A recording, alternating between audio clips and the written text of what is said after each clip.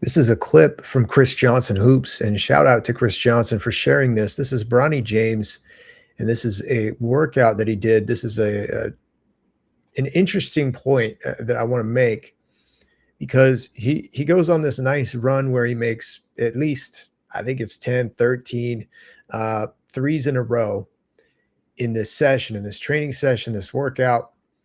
And my thinking is like, I just got curious and I was like, man, I wonder what he's shooting from behind the NBA line for his percentage. And so I looked, and I'm going to take you with me and we're going to actually look at it together. And I want to point something out. If we go to, and by the way, this is March 30th, 2026, as I'm recording this. So this is where at the point of the season he is right now. And this is his percentage from 3-point range. He's averaging just under 42%. And I don't think he's taken enough to qualify to be, competing against all the guys in the league. But I even wanted to go a little further because I was curious about that too.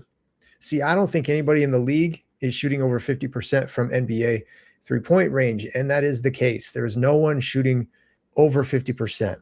And in fact, when I actually looked and started counting it up, there are more than 30 players who are shooting better than 40%, but none of them are shooting better than 50%.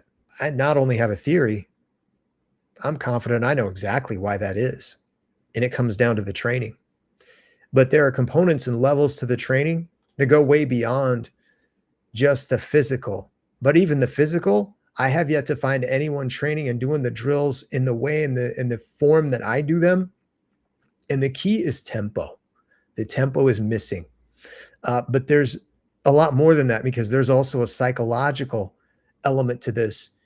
And then, of course, there's a mental element. So there's physical, psychological, mental. When you bring all those things together and train the way that I train, the way that I do drills, and this dates back to when I was playing ball in high school, the drills that I did to train myself, my shooting drills, my work translated percentage-wise, meaning when I did my drills, I shot similar or better percentages in games. The reason is my drills and my training was harder than games.